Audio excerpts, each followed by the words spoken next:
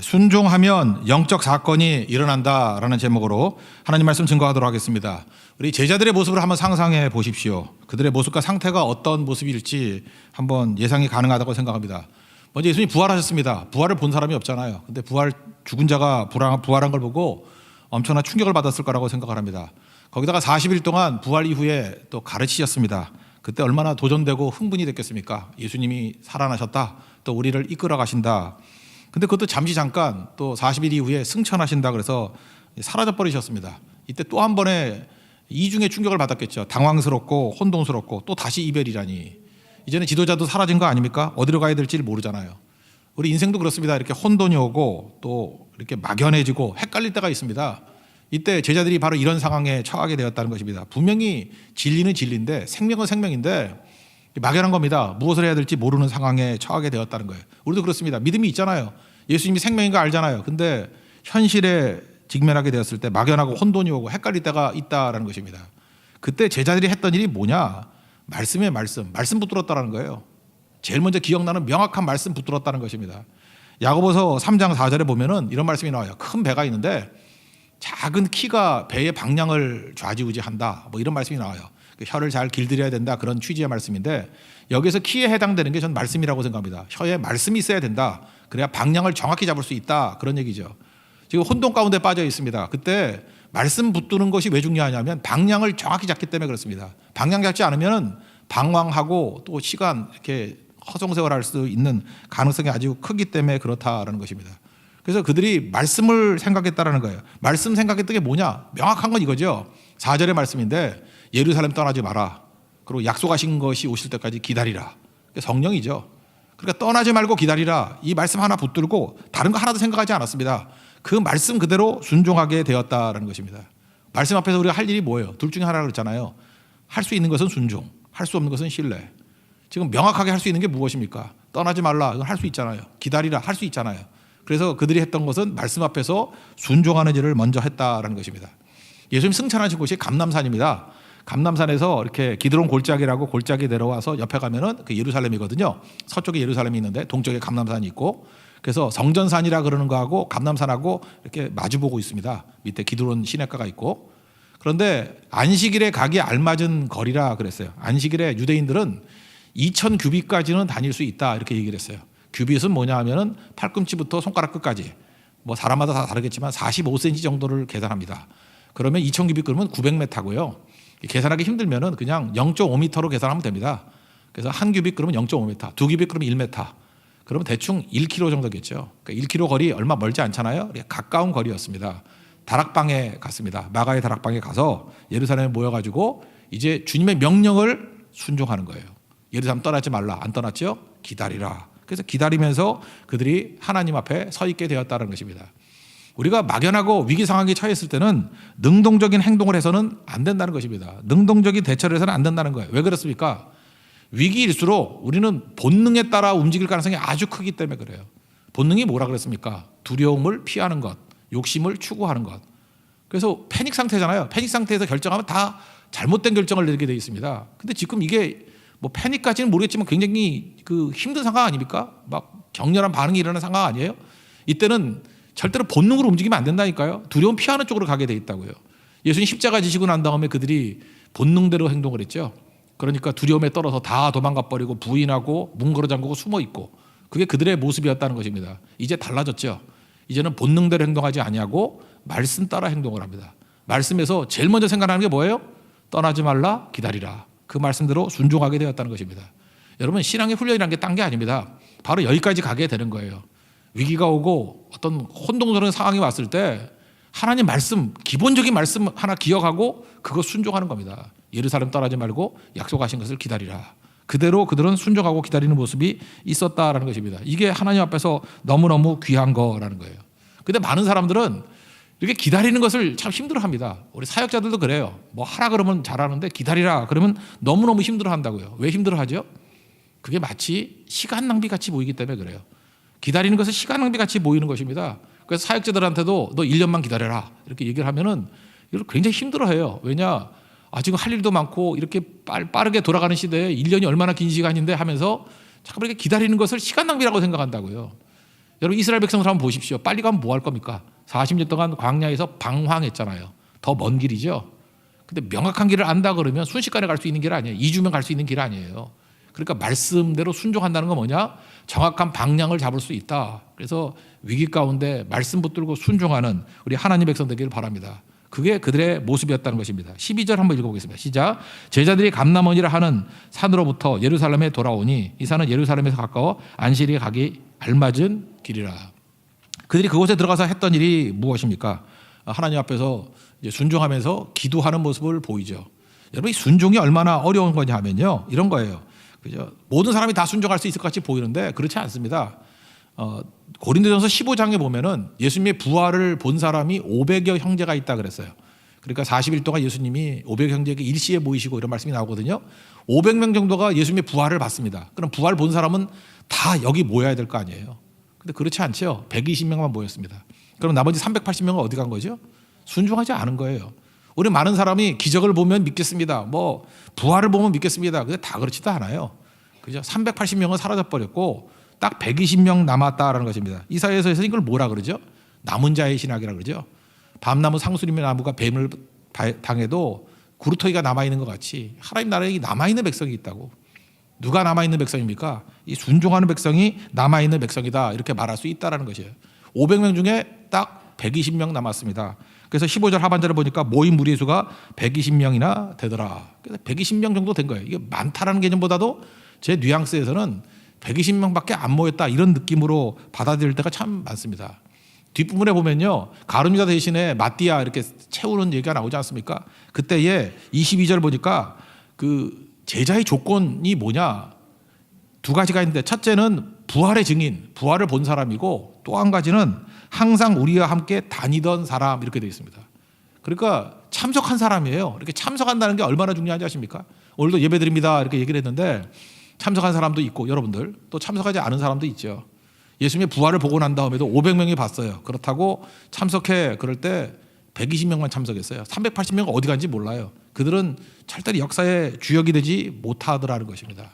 그래서 중요한 게 뭐예요? 순종하는 것. 순종의 내용이 뭐예요? 참석하는 거죠. 그 자리에. 그런 사람을 통해서 하나님께서 일하시게 되더라는 것입니다. 참석이 중요한 거예요. 어떤 사람을 통해서 일하십니까? 참석한 사람을 통해서 일하시게 된다라는 거예요. 이게 너무너무 중요한 거죠. 예를 들어서 지금부터 100여 년 전이죠. 1907년에 평양 대붕이 일어났습니다. 1907년 평양 대붕이 있을 때 저희 외갓집이 평안도 사람들이에요. 그래서 이때 일들을 많이 기억하고 절에 들은 얘기들이 참 많습니다. 1907년에 평양 대붕이 있을 때 그때에 평양에 살았다고 그걸 체험했나요? 아닙니다. 심지어 장대현 교회를 다녔다고 그 부흥을 체험했습니까? 아닙니다. 누가 체험했죠? 그 자리에 간 사람, 참석한 사람만 체험한 거예요. 우리 그 외할아버지가 맨날 그런 얘기를 했어요. 자기가 아는 사람이 있는데 장대현 교회에 다녔대요. 근데 그때 부흥에 안 갔대요. 그래서 부흥을 못 봤대요. 근데 이 사람이 계속 거짓말하고 다니다는 게 너무 민망해가지고 1907년에 평양 살았고 장대현 교회 다녔고 근데 부흥회를 안 갔대. 그래서 그게 놀라운 부흥이라 그러는데 자기는 할 말이 없어가지고 그냥 마지못해 갔다고 후손들에게 거짓말하고 다닌다고 맨날 나한테 고발하고 그랬어요. 저 거짓말이라고 안 갔다고. 그러면서 우리 할아버지가 저한테 했던 얘기가 뭐냐 하면은 예배는 꼭 참석해야 되느니라. 이유가 뭐냐? 네가 없을 때 부흥이 일어나면 안 되니까. 그런 얘기 했어요. 난 그게 귀에 너무 쟁쟁해요. 네가 안 갔을 때 부흥이 일어나면 어떡하겠냐고. 그러면서 1907년에 그 평양 대붕에 있었던 일에서 그때 그 치명적인 후회 뭐 이런 거 있죠. 후회. 너도 그런 거 당하지 않으려 그러면 그냥 계속 하라고.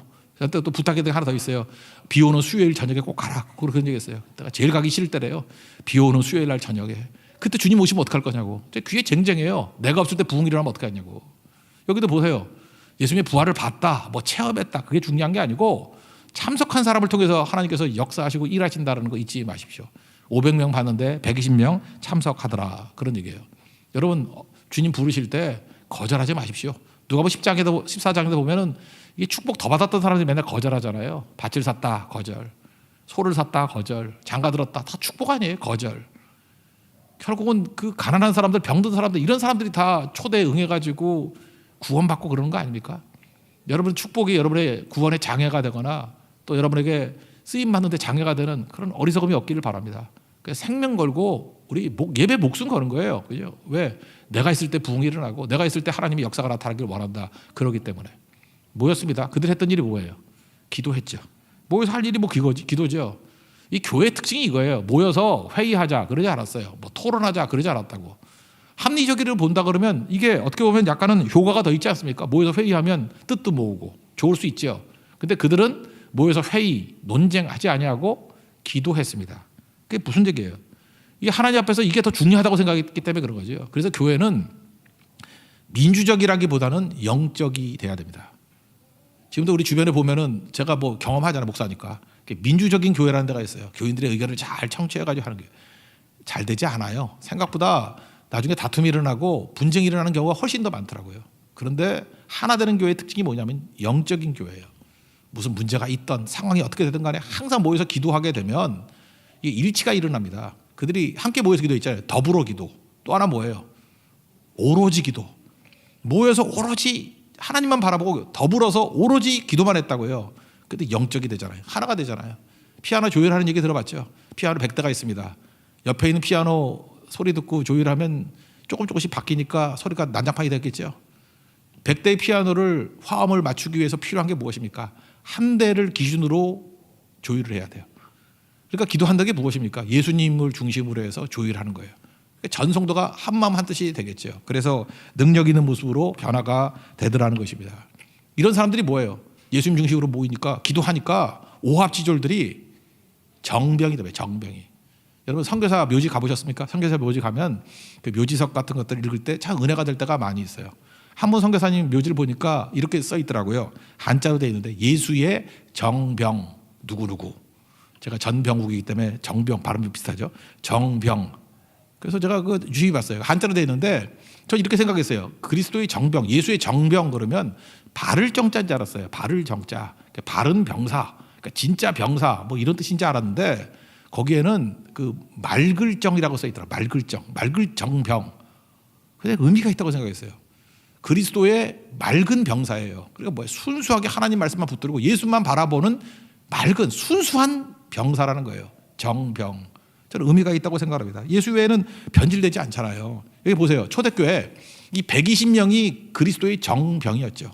순수한 말씀대로 붙들기는 그리스도의 정병. 오순절이 되었습니다. 한번 말씀 듣고 난 다음에 3,000명이 몰려들었어요. 그러면 120명 플러스 3,000명이에요. 그럼 어떤 일이 벌어지겠어요? 이들이 순수한 믿음을 갖고 있는 사람이 아니라 그러면 이게 섞여가지고 혼탁해지겠죠. 희석화되겠죠. 그래서 오히려 이들 3,000명의 영향을 받아가지고 교회가 세속화돼 버리지 않겠습니까? 그런데 이들의 믿음이 정병이었다니까요. 진짜 믿음이었다니까요. 그래서 120명의 믿음의 기준이 3,000명을 압도하고도 남았다고. 그러니까 부흥이 일어나도 문제가 없는 거죠. 여러분 흐리멍텅한 사람 120명 모여놓으면요. 3,000명이 들어오면 그들에게 영향을 받아가지고 세속화돼 버립니다. 그러면 수가 느는 게 좋은 게 아니죠. 변질되는 거죠. 근데 왜 부흥이 일어나지 않겠습니까? 하나님께서 그 120명 만들기 위해서 예수의 정병 120명 만들기 위해서 그들이 탄탄하게 세워지면 3,000명이 와도 수많은 무리가 와도 그들로 인해서 복음화가 되는 거지 절대로 세속화되지 않는다는 것입니다. 여러분 그리스도의 정병되는 하나님의 은혜가 나타나기를 원합니다. 그래서 여러분들 기다림이 필요한 거예요. 자꾸 서두르려고 그러지 말고 주님이 기다리라 떠나지 말라 그러면 기다리면서 기도하게 되면 이렇게 그리스도의 정병으로 만들어져는 과정이 있게 된다는 것입니다. 기도는 힘이 셉니다. 뭘로 와도 괜찮아요. 기도하면 우리에게 꼭 필요한 길로 우리를 이끌어 가시게 된다는 것입니다. 잘 보십시오. 그들이 위기 상황 속에서 했던 일이 뭡니까? 말씀이 생각났고 말씀 앞에서 순종했습니다. 순종하는 과정 속에서 그들은 그 아무것도 안 하는 게 아니라 기도로 그 내용을 채웠어요. 그랬더니 충만해지기 시작하더라는 것입니다. 그때에 그 다음 단계예요.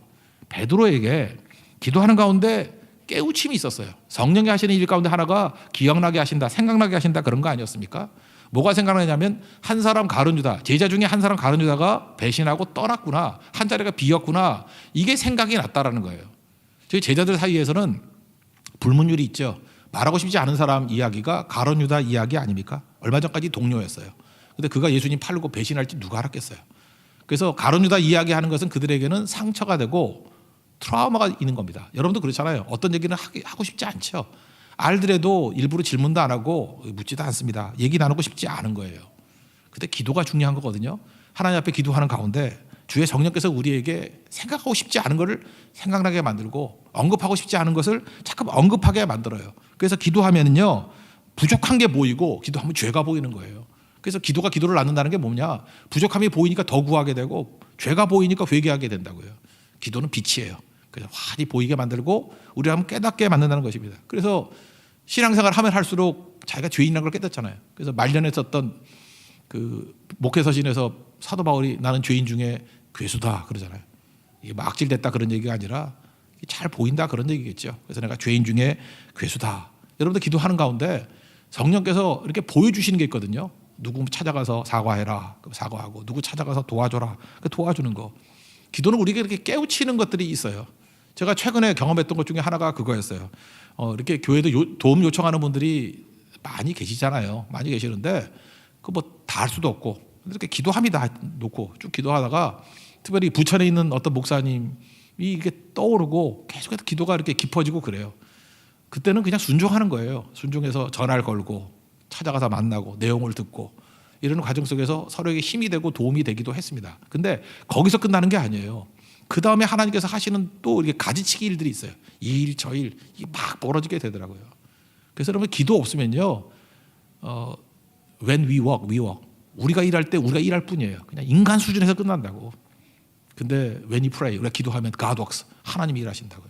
거기서 하나님께서 서너 가지 일들을 막 이렇게 가지치기 하면서 막 일하는 것을 확인하게 되었습니다. 인도 선교사님도 마찬가지예요.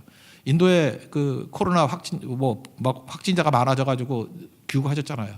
저는 꽤 오래 계실 줄 알았어요. 그런데 8월 달에 모시려고 그러다가 이렇게 전염병 확산 때문에 미루게 되었고, 그러다가 이제 좀 차일피일 미루다가 갑자기 연락할 마음이 생기는데, 그래서 그때 딱 연락해 보니까 일주일 있다 떠난다 그러시더라고요.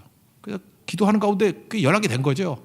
그래서 급하게 주일에 떠나시는 분 수요일 날 모셔가지고 말씀 간증 듣고, 그걸 통해 가지고 제가 깨달은 게 뭔지 아십니까? 또 우리 교회뿐만 아니라 여기저기 또 연결이 돼가지고 또 새로운 일들을 또 하시더라고요.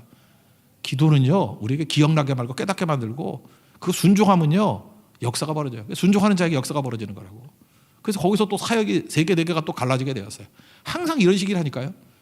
일단 여러분들 말씀 앞에 순종하십시오. 그리고 기도하고 기다려 보십시오. 그럼 하나님께서 이렇게 떠오르게 만드는 게 있어요. 우리를 자극하게 만드는 게 있어요. 그걸 또 순종하잖아요. 그러면 또 서너 가지 가지를 치면서 하나님께서 또 놀라운 일들을 이루시게 되더라는 것입니다. 베드로가 그랬던 것 같아요. 기도하는 가운데 가룟 유다의 빈자리를 채워야 된다. 근데 체험에서 끝나는 게 아니라 말씀을 열심히 받던 것 같아요. 시편 109편 8절의 말씀을 보면서 이 직분을 타인이 취하게 하는구나. 이 자리를 메워야 된다라고 하는 체험과 말씀을 통해서 이게 확증을 한 거예요. 그래서 말하기 시작한 겁니다. 이 빈자리를 채워야 된다. 말씀 받던 걸 한번 읽어볼까요? 사도행전 1장 20절 읽겠습니다. 시작. 시편에 기록하였으되 그의 거처를 황폐하게 하시며 거기 거하는 자가 없게 하소서 하였고, 또 일렀으되 그의 직분을 타인이 취하게 하소서 하였도다. 그러니까 말씀의 확증을 가지고 움직이기 시작했다라는 거예요. 그래서 여러분들 항상 이 말씀의 뒷받침이 있어야 돼요. 그죠? 체험이 있으면 말씀의 뒷받침이 있고 그 말씀에 대한 순종, 이렇게 나가야 된다는 것입니다. 근데 참 이게 마귀가 우리를 이렇게 넘어뜨리는 것 중에 하나가 뭐냐 하면, 좀 공부 좀 했다 그러는 사람 가운데 이런 사람들이 되게 많은 것 같아요. 하나님 말씀을 다 믿게 됩니까? 뭐 이런 거. 그래서 성경을 안 믿게 만드는 여러 사상들이 있거든요. 저는 이렇게 합니다. 100% 믿을 수 있습니다. 그러면 꼭 들고 나오는 게 뭐냐면, 성경에 그걸 이제 부조화라 그러는데, 불일치. 성경에 2가지 구절이 있는데 이렇게 충돌하는 것 같이 보이는 구절이 있잖아요. 그런 거는요, 그게 틀렸다 이렇게 말하기보다는 우리가 모른다 그러는 게 맞는 것 같아요. 모를 뿐이에요. 우리가 오늘 찬양도 했잖아요. 하나님께서 하시는 모든 이유가 없다가 아니라 이유가 있어요. 분명히 이유를 모른다가 맞는 거예요. 우리가 뭘 알아요? 그러니까 모른다고 유보해 놔야 되는 건데, 그걸 갖다가 없다 또는 틀렸다 이렇게 나가는 게 문제가 있다고요. 그 예를 들어서 이런 대표적인 것 중에 하나가 이제 가룟 유다 죽는 장면 나오잖아요. 오늘 18절 보니까 어떻게 죽어요? 몸이 곤두박질하여 배가 터져 창자가 다 흘러나와 죽었다 이렇게 돼 있죠. 근데 뭐 성경 누가 안 읽나? 뭐 다 읽지. 마태복음 27장 5절에 보면은, 마태복음은 다 읽잖아요. 이제 첫 번째 복음서니까. 거기 보면 유다가 은을 성소에 던져놓고 이제 물러갔어요. 그리고 스스로 목매어 죽은지라. 그 틀리잖아요. 마태복음에는 목매어 죽었다 그러고, 사도행전에는 뭐 곤두박질해서 배 터져 죽었다. 곤두박질해서 배 터져 죽었다. 뭐가 맞냐? 이거 굳이 설명한다 그러면 우리 신학자들도 이렇게 설명을 해요. 목을 맸다가 끊어졌대 이게. 그래서 밑에 뭐가 이게 뼈줄 감겨 있어가지고 배 터져 죽었다. 뭐 이렇게 설명하는 거예요. 저는 그게 대부분이 그렇게 설명하더라고. 그것도 맞는 얘기라고 생각을 해요, 그죠? 그러니까 같은 얘기도 어느 측면을 보느냐에 따라 틀린 거잖아요. 시작하는 장면을 보면은 목매는 것 같이 보이고 죽는 장면을 봤으면 배 터져 죽은 걸 보는 거고. 그러니까 잘 모르면은 그냥 모른다 그러는 게 맞는 거지 틀렸다 그러는 건 올바르지 않은 거예요. 그러니까 이거는 이렇게 설명이 되는데 이런 거 되게 많거든요. 그중에 한 가지만 더 샘플 한번 들어볼게요. 또 성경을 어떻게 믿을 수 있느냐 그러면서 성경의 불일치에 대해 설명하는 것 중에 하나가 바디메오 있죠. 맹인 바디메오. 예수님 마지막 사역하실 때 여리고를 지나가시면서 맹인 바디메오를 고치시고 예루살렘에 올라가서 십자가 지신 겁니다. 그러니까 마지막 사건이 맹인 바디메오 고치는 사건이에요. 근데 맹인 바디메오 고치는 사건이 마태복음, 마가복음에는 여리고성을 나가실 때 고쳤다라고 나와요. 거기 있으면 나가실 때. 그러니까 다 통과하고 나갈 때. 근데 누가복음에는 들어가실 때, 그러니까 가까이 가실 때, 가까이 가서 문에 들어가실 때 고치셨다고 나와요. 그건 모순이잖아요. 나갈 때가 맞아요, 들어갈 때가 맞아요. 이게 맞으려고 그러면 어떻게 해야지 맞죠? 여리고성이 2개 있으면 맞죠? 무슨 소리인지 몰라요? 2개니까 하나는 들어갈 때 하나는 나갈 때인데. 그래서 이거 갖고 오랜 기간 동안에 많은 사람들이 또 공격을 했다고 그래. 역사를 보니까 이게 뭐가 맞냐, 이게 성경이 불일치하다. 근데 얼마 전이니까 100년이 안 돼요. 여리고성 그걸 갖다가 이제 고고학 발굴을 했다고. 발굴해봤더니 여리고성이 성이 2개예요, 진짜 말 그대로. 그러니까 올드 여리고가 있고 올드 제리코가 있고 뉴 여리고가 있는 거예요. 새로운 여리고. 그 터울이 2km 정도가 떨어져 있어요. 여리고성이 세계에서 가장 오래된 도시라 그러잖아요. 여리고는 뭐 BC 3000년 전부터 성이 있었다는 얘기도 있어요. 그러니까 굉장히 오래전부터 있었던 성이래요. 그러니까 오래된 도시예요. 그러니까 올드 성이 있고 뉴 성이 있는 거예요. 이거 비슷한 게 어디죠? 델리가 그렇죠. 올드 델리가 있고 인도 가보면은 뉴 델리가 있잖아요. 인도의 수도가 어디예요? 뉴 델리. 그러니까 델리는 델리인데 하나는 올드 델리, 뉴 델리가 있듯이 여리고성도 그렇다고요. 그러니까 관점에 따라서 예수님께서 여리고성을 나가실 때 그럴 때 그게 올드 여리고인 것 같아. 거기 나가실 때를 보니까 나가실 때고 또 뉴 여리고를 본다 그러면 들어가실 때가 되는 거죠. 왜? 가난한 사람들은 그 중간에 사니까. 우리도 지금 그러잖아요. 가난한 사람들 중간에 살잖아요. 도시와 도시 사이에 중간이 좀 싸니까 허들의 사람들이 사는 사람이 거기 살잖아요. 그때 예수님 고치셨다. 그러니까 틀린 건 아니죠. 이렇게 받아들이게 되게 중요하다고 생각을 합니다. 중요한 게 뭐예요? 하나님 말씀 그죠? 틀린 게 아니고 모를 뿐이에요. 유보해 두십시오. 이게 뭐 바디메오 고쳤다는 게 중요한 거지 들어갈 때 나올 때 그게 중요한 건 아니잖아요. 이런 거 가지고 우리가 말씀의 권위를 흔들면서 못 믿겠다가 나가는 거는 문제가 있다라는 거예요. 어쨌든 베드로는 자기의 체험과 말씀의 뒷받침을 통해서 이제 많은 동료들에게 말씀을 증거합니다. 이제 제자의 빈자리를 채워야 된다. 조건은 2가지였어요. 첫 번째는 뭐였죠? 항상 우리와 함께 다니던 사람 22절. 또 하나는 부활의 증인. 22절 한번 다 같이 읽겠습니다. 시작. 항상 우리와 함께 다니던 사람 중에 하나를 세워 우리와 더불어 예수께서 부활하심을 증언할 사람이 되게 하여야 하리라 하거늘. 2번째 중요한 게 뭐예요? 부활의 증인이에요. 이게 중요한 거죠. 우리 주변 가운데도 보면 요즘에는 책도 많이 읽고 뭐 유튜브 이런 걸 많이 봐가지고요. 예수에 대해서 정말 잘 아는 사람이 많아요. 이 평신도인데도 불구하고 뭐 목사보다도 성경 더 많이 하는 사람도 있고요. 스토리 뭐 어마어마해요. 어떤 분야. 예를 들어서 한 분야를 놓고요. 유튜브 어떤 1시간짜리 한 100개 정도 들으면요. 그쪽에 전문가 됩니다. 그죠? 웬만큼 얘기 다 할 수 있어요. 요즘에 그런 시대예요. 옛날에 뭐 하버드 가야지만 강의 들었는데 지금은요. 클릭만 해도 하버드 강의들을 줄줄줄 쏟아져서 다 들을 수 있어요. 그런 시대가 돼버렸잖아요. 그러다 보니까 이제는 신학의 보편화가 돼버렸어. 그래서 이런 지식 같은 것들은 좀 관심 있는 사람들은 얼마든지 공부하고 얼마든지 알 수 있다고. 저 그런 사람들을 많이 만났어요. 예수에 관한 지식, 신학 지식 어마어마하게 많은 사람들. 웬만한 거 물어보면 뭐 모르는 게 없을 정도로 탁월한 사람들도 많이 만났습니다. 근데 특징이 뭔지 알아요? 그 사람들의 특징. 부활을 안 믿어요. 부활을 안 믿으면 지식이 아무런 힘도 되지 못해요. 부활이 생명 아니에요. 생명이 없어요. 역사하는 힘이 없어요. 아무것도 아니에요. 아무것도.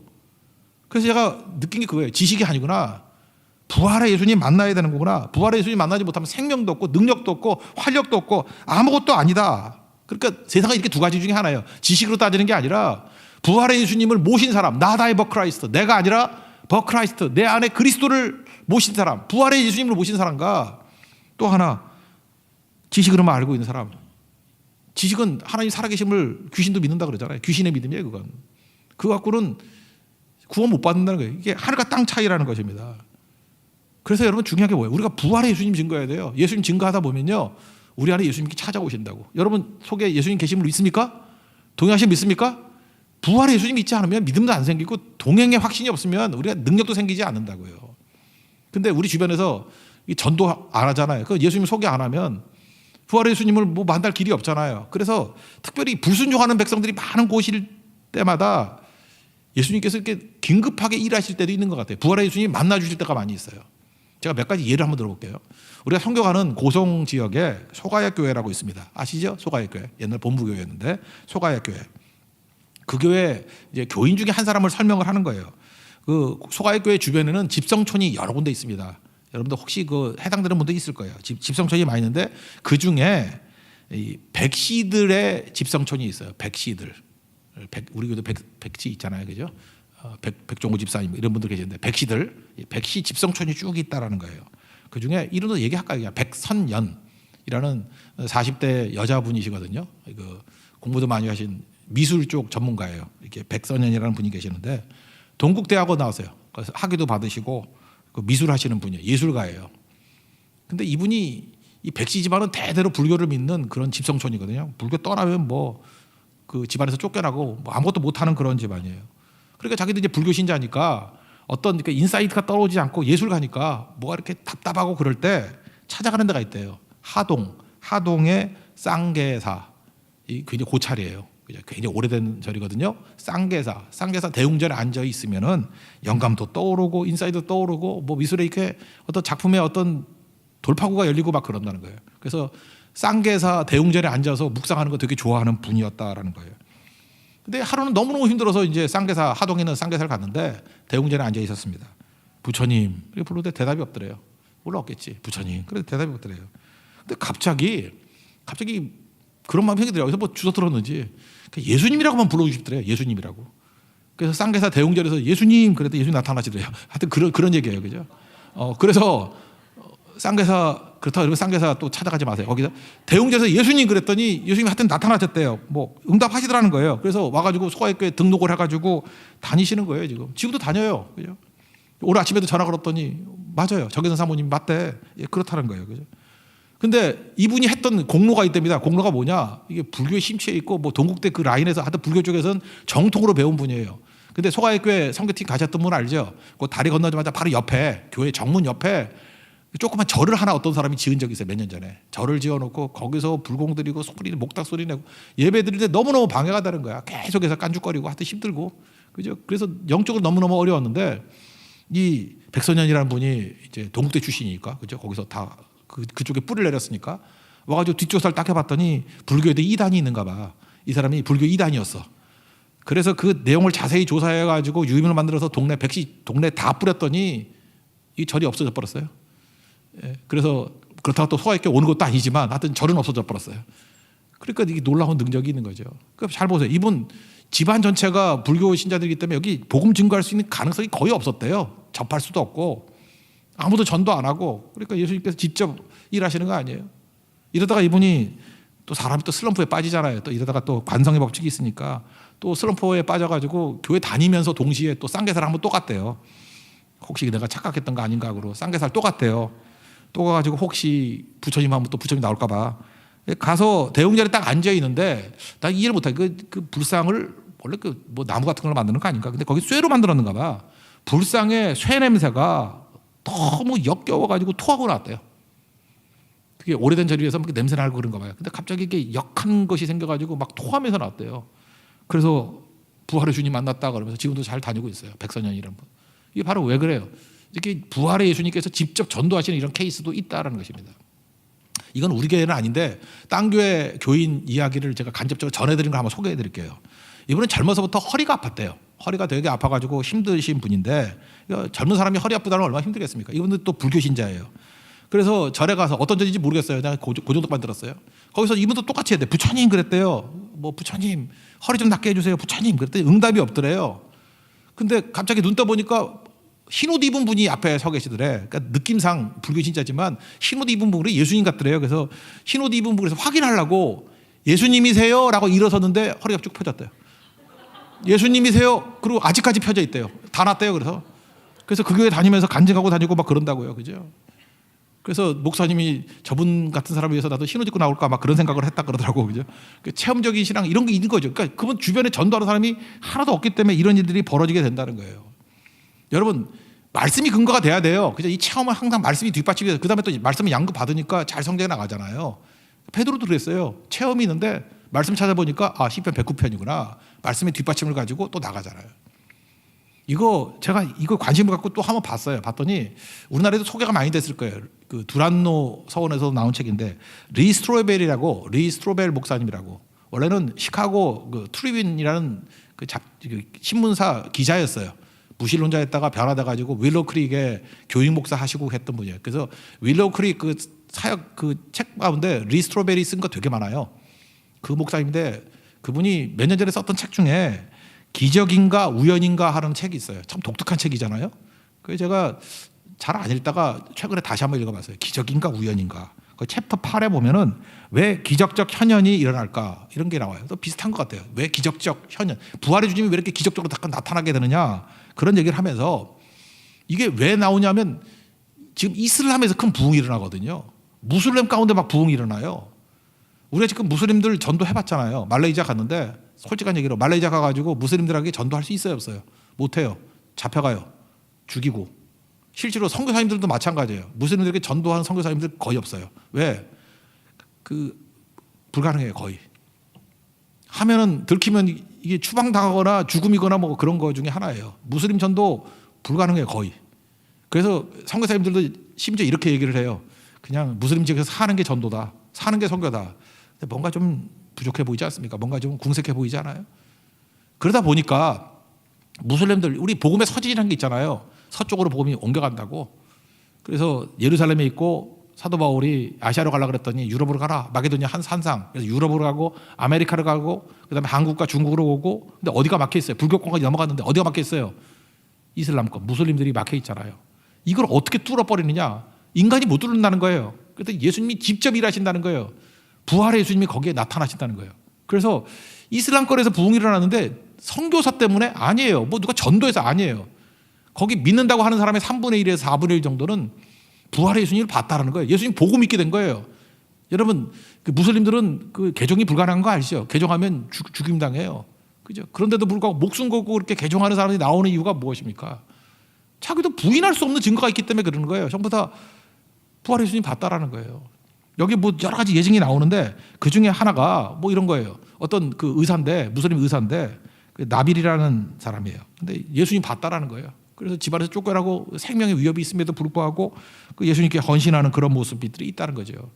또 그레고 웹스터라는 사람이 쓴 책이 있어요. 누가 무슬림 세계를 깨우고 있는가 이런 책이 있는데 그 책 내용을 보면요. 그 부활의 예수님 봤다라는 기사들이 너무너무 많이 나오는 거예요. 그래서 어떤 사람이 예수 믿는 사람들이 이 사람들 좀 접촉하고 싶어가지고 신문에 광고를 냈대요. 그냥 어떻게 됐냐. 뭐 기독교라 그러면 또 뒷조사하니까 흰옷 입은 분을 꿈에서 본 사람, 흰옷 입은 분을 환상으로 본 사람들 연락해 주세요. 그랬더니 엄청난 연락이 오더라는 거예요. 그러니까 예수님 만난 사람들이에요. 거의 대화 나눌 때 보면 경험이 비슷비슷하더라는 것입니다. 특별히 그 팔레스타인 지역에 있는 사람도 있죠. 가자 지구라는데 하마스라는 데 들어가려는 어떤 청년이 있었어요. 테러리스트 되려고. 유대인들이 너무 꼴 보기 싫어가지고 그죠? 내가 자살 테러 하겠다. 그래서 하마스에 들어가겠다고. 오마르라는 사람이에요. 오마르라는 청년인데 그 트럭 타고 이제 하마스 쪽으로 가려고 그러는데 갑자기 예수님 만났다는 거예요. 예수님 뭐라 그러냐? 너를 향한 내 계획이 있다. 돌아가라.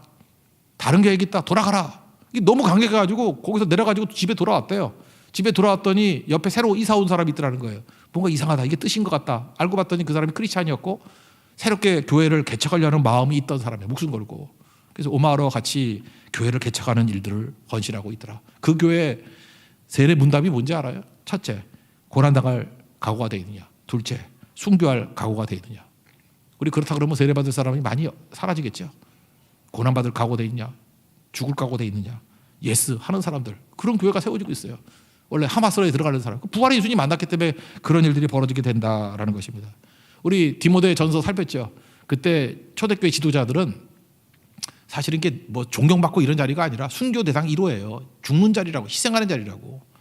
그걸 사모하라 그랬잖아요. 그죠? 그 직분을 사모하라. 그러니까 그게 부활의 예수님 만나면 이런 일이 벌어진다는 거예요. 신문 기사 하나 더 얘기한다 그러면 2019년 11월 국민일보 기사예요. 제목 읽어드릴게요. 기독교 박해국가 알고 보니 기독교 부흥이 있었다. 여기 보니까 다 공통점이 뭐냐면 부활의 예수님을 만난 사람들이 여기저기서 막 뛰기 시작한다는 거예요.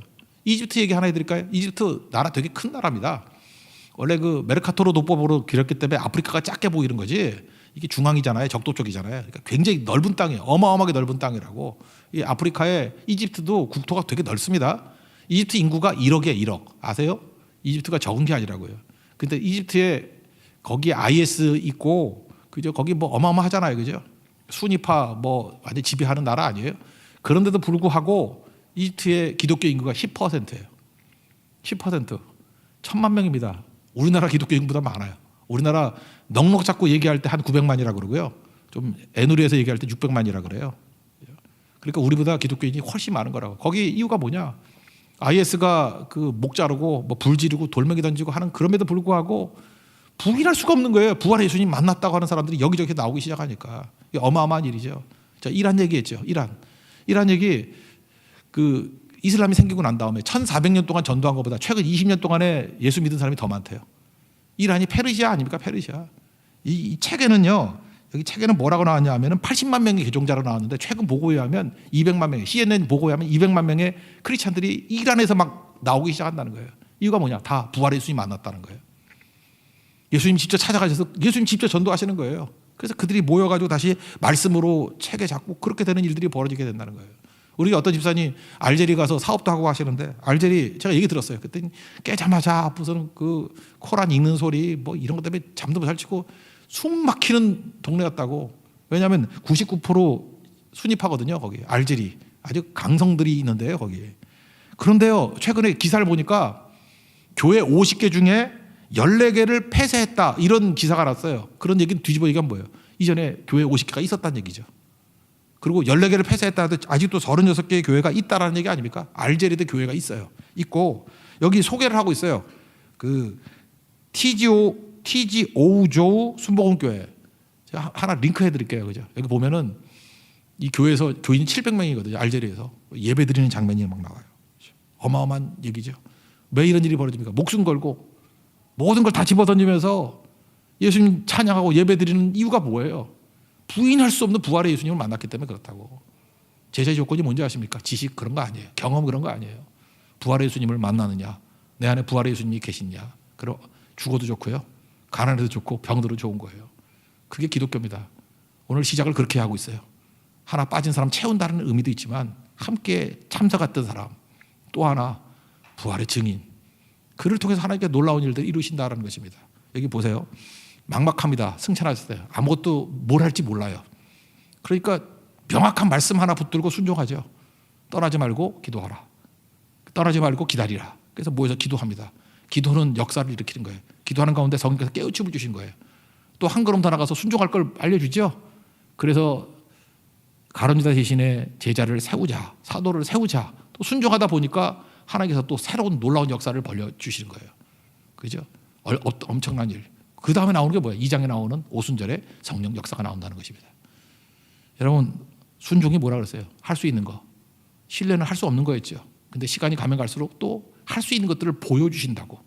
그래서 순종 영역이 점점 커지는 겁니다. 그게 뭐예요? 우리가 커지는 거예요. 나중에는 신뢰해야 될 부분까지도 다 우리가 눈으로 보고 눈으로 입으로 증거할 수 있는 증인되는 일들이 된다는 것입니다. 성장은 바로 거기에 있습니다. 순종하십시오. 그리고 부활의 예수님을 모시고 동행하십시오. 항상 승리가 떠나지 않는 믿음의 종이 될 것으로 확신합니다. 자리에서 일어나겠습니다. 나의 한숨을 바꾸셨네 찬양하겠습니다.